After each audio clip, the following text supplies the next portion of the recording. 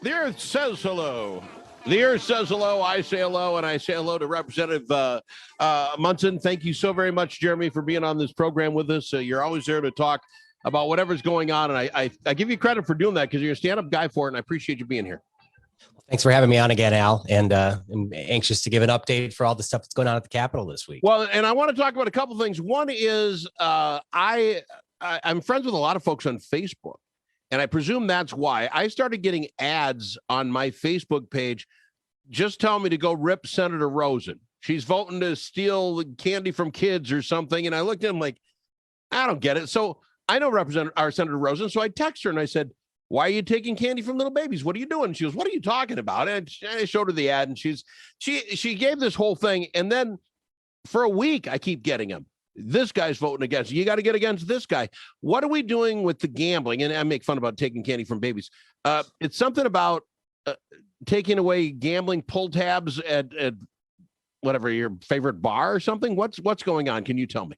Yeah. So several years ago, the state of Minnesota authorized electronic pull tabs, and as a way to raise money for the U.S. Stadium, the Viking Stadium.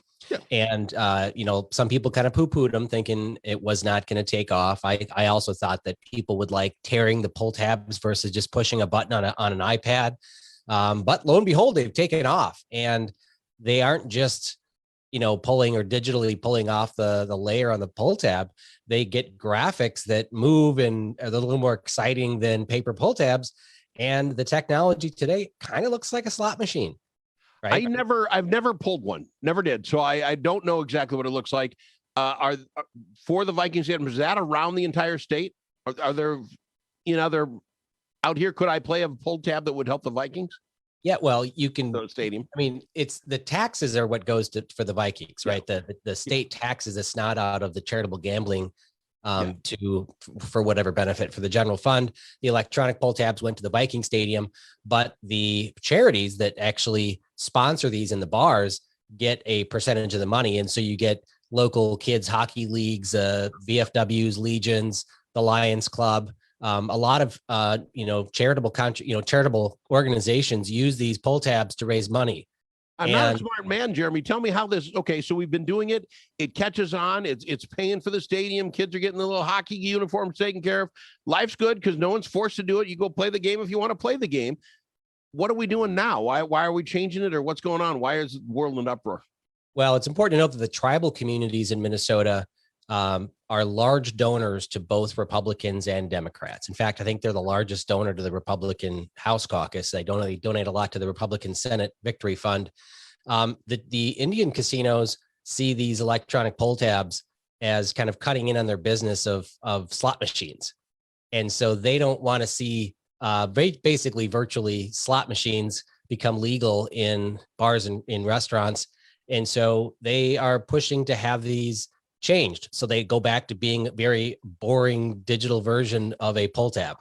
Gotcha. Okay, so the Indian communities, those with casinos, they would like us to stop that. I get it. Is that catching ground? Why am I mad at Senator Rosen, or why is somebody paying for me to be mad at Senator Rosen? Am I mad at you? Are you on the same side of this? No, I didn't know it was an issue until this week. I voted against the bill. It was part of the big commerce bill that came through the House. I voted no on that. But the bill specifically to get rid of these e-pull tabs is sponsored in the House by a Democrat and 2 Republicans. And in the Senate, it's sponsored by, I think, an independent and 2 Republicans. So Republicans are majority sponsors of the bill. They want to shut it down. All these nonprofit organizations want to lobby to stop it from happening and stop this kind of swamp move to block out or box out competition for the Indian casinos. All right, okay, I gotta get in on all this. This is so inside baseball. It just drives me nuts. It's kind of like, okay, now you have pull tabs. Good, we're all happy you got the pull tabs. Now they're too much fun, so we got to fix that. I don't smoke cigarettes, but evidently the menthol ones catch on because I don't know what a menthol tastes like. It tastes like a menthol, so people want it. So we got to take that away. Maybe I'm just knucklehead here. Just leave me alone. Let's just do the stuff we like. Representative Munson, when we come back, I do have to talk about something that really is important, and I am upset about. Overdose deaths have gone through the roof. It's not anything to laugh about. They're up double digits. And I want to talk. That's something I think we should talk about. Can we do that after the break? You Sorry, bet. you're drinking water. I'm watching you do it. Join us on Al in the Afternoon. Join us on Facebook or on the Zoom, and you'll see what we're talking about. It's Jeremy Munson, representative from Lake Crystal. Al Travis. We'll be back right after this. We want to hear your opinion on just about anything we talk about, so feel free to pick up the phone and call. I have Representative Jeremy Munson on Zoom with me, and I thank him for coming in and doing this with us. Got to serious it up a little bit. I think when we look back, Representative Munson, on just how we handled everything when it came to this corona thing, this is going to be the number one thing that we probably really got wrong when we take kids out of what they normally do. Preventable deaths by overdose had a 27% increase, 27% from 19 to 2019 to 2020, 1,008 overdose deaths alone. Now, we're not talking other ways that you can also commit suicide. We're talking overdose by drugs, a completely preventable deal. Where does the state get in here? And am I wrong? I'm correlating this to COVID and lockdowns and not having people to talk to and self-medicating. Am I nuts? No, you're right. And there's going to be a lot of statistics that come out in the next year showing such a drastic increase in deaths from other reasons than COVID. We saw that depression, suicide are up, domestic abuse is up, and certainly overdose deaths are up from all sorts of drugs. I know in Minnesota, the Senate Republicans have pushed a bill to increase the criminal penalties for opiates, but that isn't really dealing with the problem of addiction and overdose. We have a serious issue. Another issue, statistic that's going to come out is going to show how many more people have been diagnosed with advanced cancer because they could not go in and get their screenings done when the hospitals were shut down. There's been already a backlog of people with advanced cancer or people that couldn't have surgeries and such and have other health effects. So I think this is one statistic. We'll see many more come in the next year and probably eventually maybe even show that we have caused more deaths from the lockdowns than the actual COVID. Than actually COVID, yeah. Yeah, I have a very close friend who's in the law enforcement world, and he said the craziest thing, not necessarily lockdowns, but the amount of extra money we sent for people not working. He said for those that were in the drug world, to get an extra $600, an extra $300 that they could, quote unquote, roll over, in the drug world, literally pushed money right down the drug pipeline, that they were getting checks. They didn't have to pay it back, and they didn't have to pay their rent.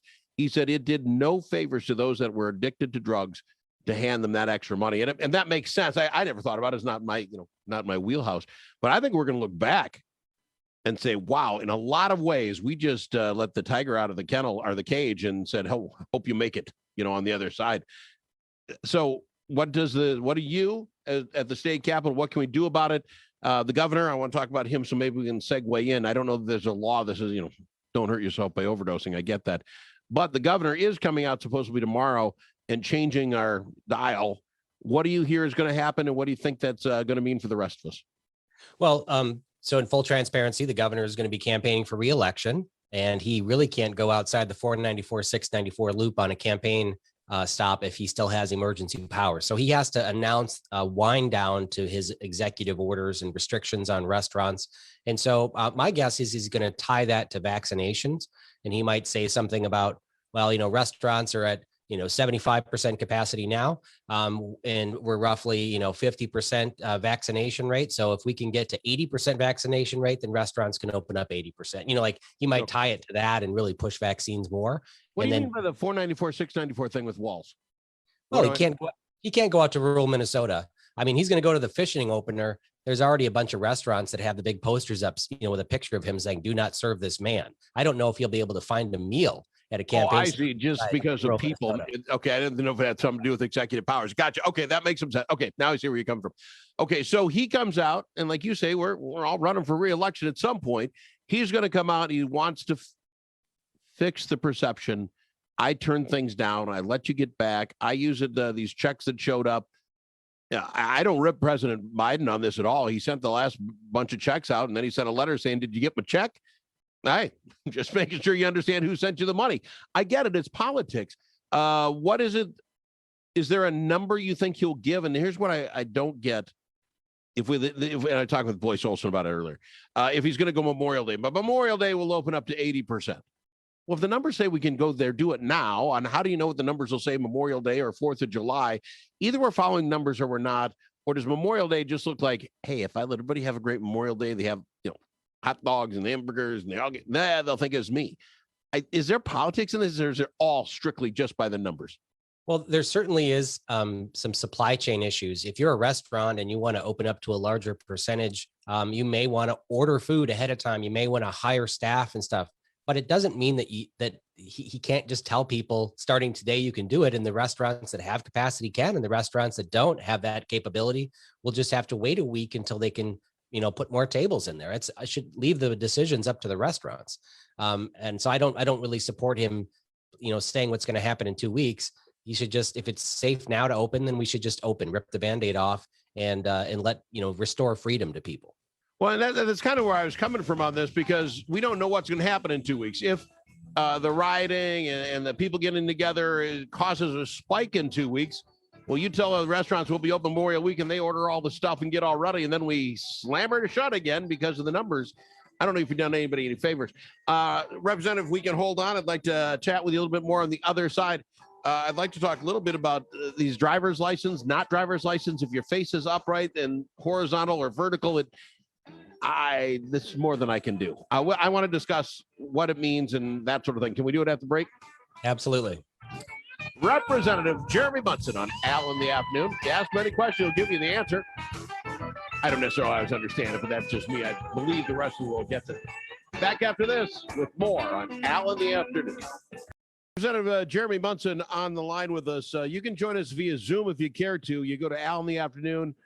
You'll see the post. Just hit the Zoom button. Al's the secret code. You can always send an email at al@kto.com, or you can call in 497-2777. Representative Munson, thank you very much for being on the program. It was a little confusing. I saw this video.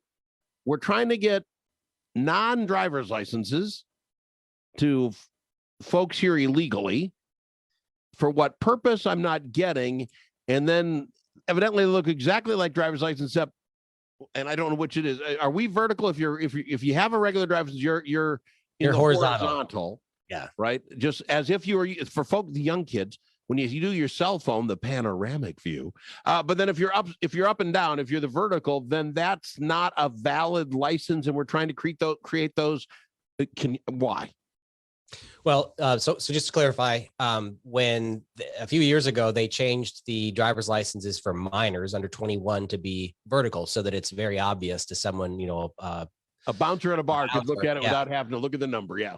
Yep. So when the bouncer turns their head sideways to read your license, then you're out of here. You're out of here. To me, that made sense. It's a valid driver's license. You just can't get in the bar because usually a guy can look sideways. You're out. So that made sense to me. So this debate at the House was about issuing driver's licenses to people who are here without permission. So illegal immigrants, people that come to this country that are not lawful immigrants. And we debated this for weeks. Last session, there was protesters that came to the Capitol. They camped out there, and it was a big to-do. Republicans blocked it because we believe in law and order, and in our set of laws and our Constitution is what makes our country so great. And we also believe that employers should not be hiring people who are not here in this country lawfully. But the Chamber of Commerce and some major ag groups are pushing Republicans to issue driver's licenses to illegal immigrants. And according to the letters they've sent, it's so that their employers or their employees can get to work, so they can continue breaking federal employment law. And last Saturday, or 2 Saturdays ago, we were debating the transportation omnibus bill, and a Republican legislator from the area brought forward an amendment to give driver's licenses to illegal immigrants, and it passed by a voice vote as opposed to having a roll call vote where we'd be on the record. It's kind of an arrangement they made with the Democrats and just crammed it through. Well, I find this remarkable in a couple of senses. First off, if I went to Canada, if I went to Europe, if I went anywhere, does my driver's license work there, or would I be able to get a driver's license in any other country? Is this the only country where you can come here, not be here, and just get a driver's license? Or would they have to still take the test and do all the rest? Or they're just getting something they can drive with? Well, any immigrant to America can get a driver's license if they're here long enough and they want to, if they have a green card or they have permission to come here, they can go and get a driver's license. So that's not an issue. It's just when people are not documented, when they don't have permission to be in the country, no, you can't go get a driver's license, or you shouldn't be. If you can't be here, if you're not here illegally, where is your political clout? What am I missing? Why would anyone say, you know what? Not here, not supposed to be here. He's broken our laws. Let's find him a way of sticking around and making it easier for him. Where's that clout come from? Well, with the Chamber of Commerce, what are you kidding me? Why? For me personally, I think that we need major immigration reform. We need to increase the number of immigrants that come here lawfully. And that all has to happen in DC. We don't do this at the state level. Immigration law is federal. And we need businesses, large businesses, to put pressure on Congress people to change the laws.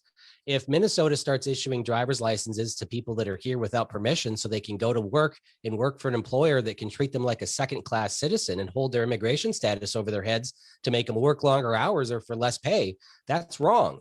And we're giving the companies a bailout by issuing driver's licenses to their illegal employees. Well, see, that's where I'm coming from. Again, I'm not anti-illegal alien in that I wish you did this the right way, yes.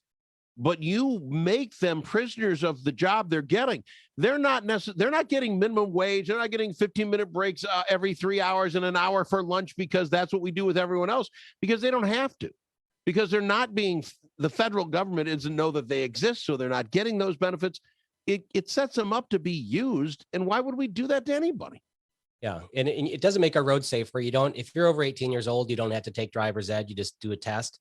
And so it doesn't make our roads safer by issuing driver's licenses to illegal immigrants. They can get, car insurance, and they would be required to if they had a driver's license and wanted to, get tabs for their car. But having insurance doesn't make your road safer. It just makes it the liability less if you get in an accident.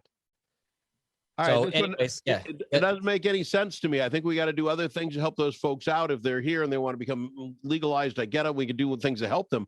But helping them continue to do things illegally makes no sense. It wouldn't happen in any other. Well, I guess that's not true. We often do needle exchanges and that sort of thing to help other folks that are doing things illegal. That's a wow. All right. You explained it to me. I get it. I'm confused by it. Like I say, it would just trap these folks in. Yes, you can get here now. You got a driver's license. They're not going to harass you. I'm paying you $3 now. What do you want to do about it? You have a claim. Representative Munson, thank you very much. When we go around the corner, we'll talk some more. I'd like to talk about Teacher Day. You put another great video on your. You're killing me with the videos. You want the top video of the week? Just watch Representative Munson's Facebook page. It was the dancing girl last week. We'll talk with him about Teacher Day coming up. Fair enough? Yep. Representative Jeremy Munson on Al in the Afternoon. I've got him, Representative Jeremy Munson, on the line with us from Lake Crystal area. 19? I should know that off the top of my head. I don't know why I can't remember. 23B, Al. 23B. Okay. Presumably that'll all change here in a little while, and it might still be 23, might be A, might be B, might be 24. Who knows? We don't know, right? Right. I'm on the redistricting committee, and we have met all of 0 times this year. Don't rush yourselves. Here's what I want to talk about. Yesterday was International Teachers Day, and you were kind enough, a lot of folks were, to bring it up. My wife happens to be a second grade teacher. And I think with the whole COVID thing going on, a lot of teachers have had to do a lot of extra stuff this year than any other year. And of course, they're in there changing a little minds of mush. So I got a lot of respect for the teachers. You did happen to put down on your Facebook page a video that went viral, but I think it went viral after you found it. Once you put it up, it went everywhere. And it's of this gal, and I don't remember what state she was, but basically she was pulled over by a cop because she was on her phone, talking as she was going down the road. He pulls her over, and she lit into him. Now, I won't say everything she said, but basically just lit into him. You're a racist. You're this. You're that. I'm a teacher. You shouldn't do that. Yada yada. And he goes, I'm just getting just going to give you a ticket for you shouldn't be on your phone. You're a racist. And evidently he's Mexican. You're a Mexican racist, and you're never going to be a white guy. I mean, this girl could not have been any meaner to a guy, and to the cop's credit, he just took it. He just stood there and took it. That video went viral. I think your comment was, roughly, if I'm putting words in your mouth, we don't want to judge all cops by something one cop says. We definitely don't want to do the same thing to teachers because of this gal. And I think you knocked it out of the park with your comment. I would not want my wife to be judged by what that knucklehead lady was doing, because she knows better than drive with her, talking on her phone. Yeah, and I think that was really you found the point I was trying to make, without saying that. I guess I talked about just over the past year, we've witnessed our society cast judgment on an entire profession based on the actions of a few. There are bad cops out there, a very small percentage, but the overwhelming majority are great. Yeah. And the same with teachers. And teachers in Minnesota, especially, have been under fire, or at least the school boards and school administrations, for pushing some policies that a lot of parents are upset about, whether it's mandatory sex ed, or this comprehensive sex ed, or the the kind of the racist policies where they're trying to separate kids and teach, rewrite history and stuff. It's not all teachers that are pushing this. There's a few that get into the news and there's videos about them, but we need to hold teachers up for all the stuff they do and how great they are. And we shouldn't judge an entire industry just based on the actions of a few. Well, and I got that out of your bit. I hope if people go to your website and look at it, or your Facebook site, they'll realize that that's what you were talking about. Because I did. I'm like, boy, if every teacher was judged by what that lady just said, we'd be in that, we wouldn't be sending our kids to school. So I liked it. I appreciate you acknowledging teachers and International Teacher Day. I should have mentioned yesterday's, and I didn't. I forget things. But anyway, I appreciate that. Let's go on to what's going on. We have, looking at the calendar, 12 days. You got 12 days left to get done what you got to get done. Yeah. Where are we in the process? And this gets really weighted down, I know, because everybody's got to put their bills together to make one big, huge bill that no one can read. It's really not the best way. Where are we at? Where are we sitting today? 12 days out. Where will we get done with what we need to get done? Well, it's 12 days to the end of session, where we're constitutionally required to adjourn, sine die, not come back until next February. We do not have an agreement on how much to spend for the state. We also have the federal government raining down billions of dollars on our state, giving it actually to the governor, and the governor is going to be given $2.6 billion. The legislature would like to appropriate that money and spend it. And we can't give it to the taxpayers. That's one of the stipulations. But if we don't appropriate that money by the end of session, the governor gets to run around the state while he's campaigning, with this enormous blank checkbook, writing checks for projects and initiatives and programs, unilaterally, just one person making the decision. Two things, if I can interrupt as you go. This idea that you can't give it to the people, the money that the federal government is shipping in, the $2 billion, they've said you can't lower taxes with that. That's what you're talking about, right? You can COVIDly repair roads. You can do just about anything with this money, except if you're going to spend $50 billion, you got to still spend $50 billion. You can't do 48 and let the $2 billion fill the difference. It has to be added taxation, right? Or added money that they have to get. It has to be additional money that you will spend above and beyond what we were already on spending. So you had a program that was supposed to be reduced. If we wanted to spend $2.6 billion on healthcare for poor people, we can't then spend $2.6 billion less of our general fund. They've really fixed it so that we take this money from the taxpayers, but we can't give it back to them if we don't need it. Yeah. Okay. So we're on the same sheet music there. So then, and my point being is, if you are Governor Walz, and I'm giving him street cred here, he can give up executive powers, let you guys make the choices. You have 12 days to figure it out. Sine die. Or I don't, and I got a $2 billion checkbook. I'm sorry. I'm a regular guy. That's kind of heady. I might want to be that guy. I'm running for re-election. Yeah, and that's where we're at, right? You could go around and you could go and campaign in small communities, and they'd be like, "Oh, we'd really love to have a corn museum here." Well, I got a checkbook. Here's $20 million for a corn museum. Done. And so that's what's a little bit frustrating about the federal money that's coming in. But just to get back to what the session is happening, we don't have a budget agreement. We can't put all these bills together. We don't have an agreement between the House, Senate, and the governor on how much we're going to spend for healthcare and transportation and everything else. So they're working through conference committees now, some policy, public safety, some police reforms. The House just had its 10th hearing on the huge cannabis omnibus bill. That came through committee, and it's going to come to the floor next week. But I don't think there's anything to even match it up to in the Senate. But so there might be something done on cannabis this year, but maybe not. When you say that, so the House would get it, pass it or not. Let's say it passes. because they're more Democrats. And I don't know what's in the cannabis bill. I don't have any idea, but it passes. But if there isn't a similar bill on the other side, then it's just a dead duck. I mean, what happens if you got a signed bill, but the Senate says, sorry, got nothing? Anything can happen. They can always make exceptions. They can suspend the rules to take it up and pass it. It could be part of a larger, they'll pass this 274 pages of taxes and regulations and growing government to, legalize pot. And in exchange, they won't increase the gas tax or something. That could be part of the negotiation at the end. All right. You're with three others in what you call the new Republican caucus, right? Four others now. Yeah. Sorry, my bad. Four. So there's the five of you. Can I ask, and maybe I should know the answer before I do this, are you guys in on those negotiations? Is it a large enough gathering of folks that from the Republicans and the side, they're willing to say, hey, we need you in on this, help us figure this out, or is it not? Yeah, I mean, we do have, last year I was on a conference committee at the end of session. This year, one of us is in the public safety, which is one of the most kind of contentious conference committees between the House and Senate. So there's 10 legislators in that group, and we have one person in that group. But for the most part, the high level discussions are just Gazelka, Portman, who's the Speaker of the House, and the governor.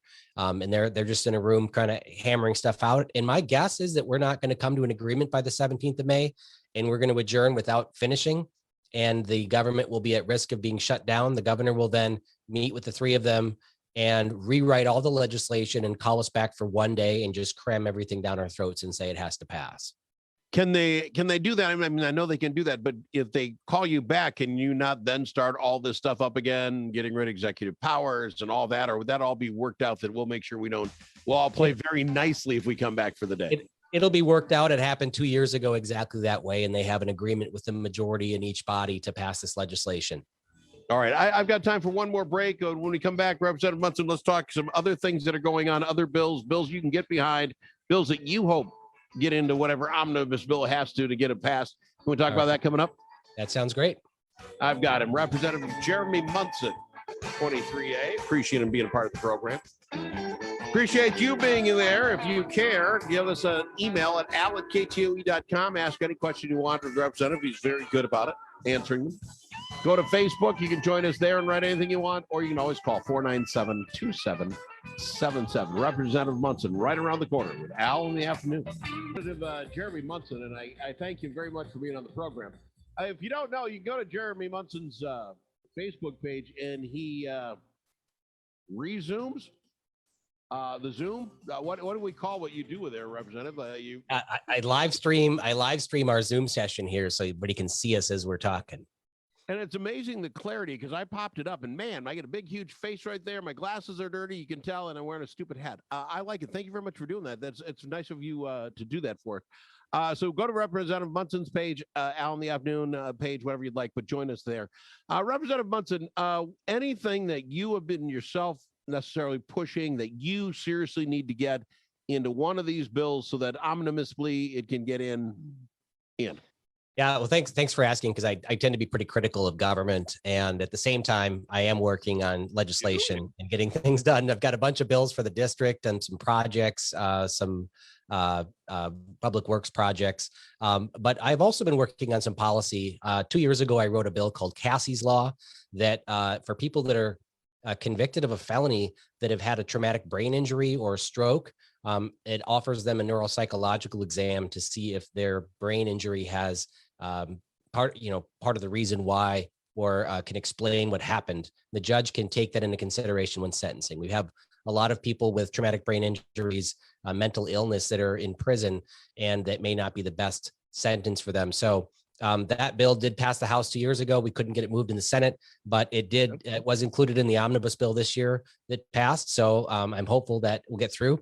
I also got a bill that prevents police from pulling people over just because they haven't paid their tax to the king on their car, or that somebody's stolen their tab. And so that did get through into the public safety bill this year as well. Don't go by that so fast, because I thought that was actually quite brilliant. I don't know if it hit you right away or if you've been planning on this thing, but basically when Mr. Wright was pulled over because of a tab violation, and then he had other things, and they're going to arrest him, and he gets shot. I mean, we're going to live through that trial here soon enough, I'm sure, within the year.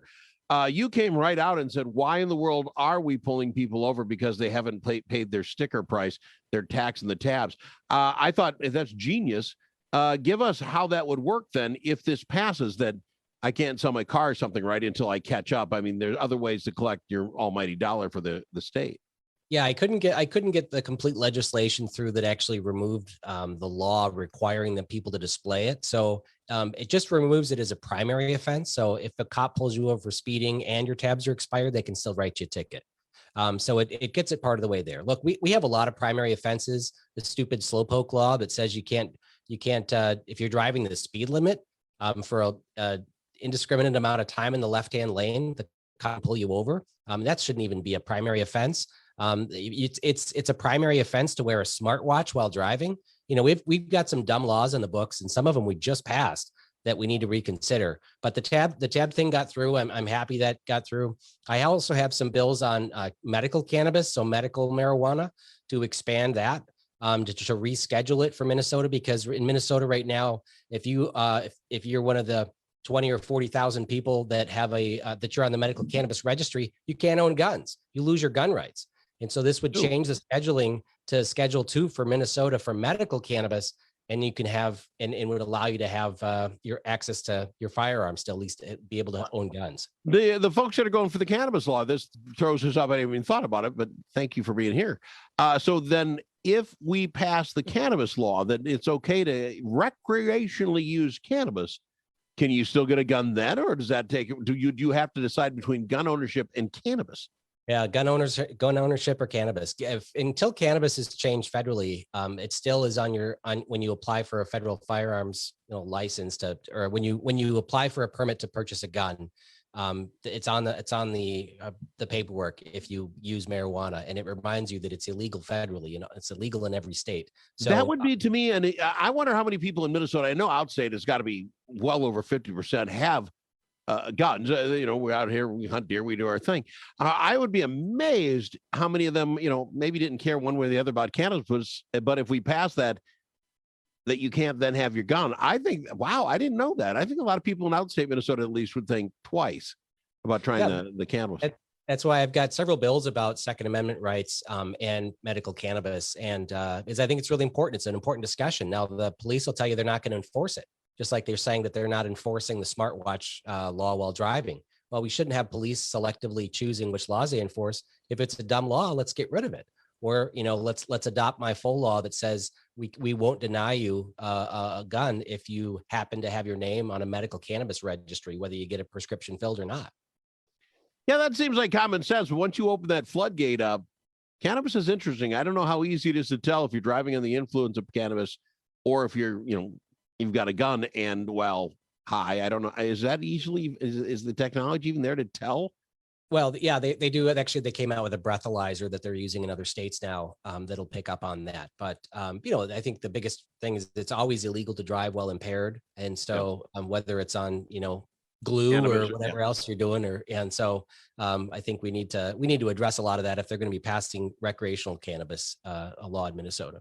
All right. Well, Representative Munson, we've run out of time, but I appreciate you being on the program. Hopefully we can do it again next week, but then you're going to be under a lot of pressure because 12 months, you'll be 5 days from having to get your business done. Yeah. Well, thanks for having me on again, Al. All right. We'll get you back next week, hopefully. Thank you very much, Representative Jeremy Munson. Go to his Facebook page. If you didn't catch any of this, he's got it there. He live streamed it. I don't know how he does it. I think his gal, Rachel, who must be pushing those buttons because it stops during the commercial breaks. Well played, sir. Well played. I appreciate being on the program, sir.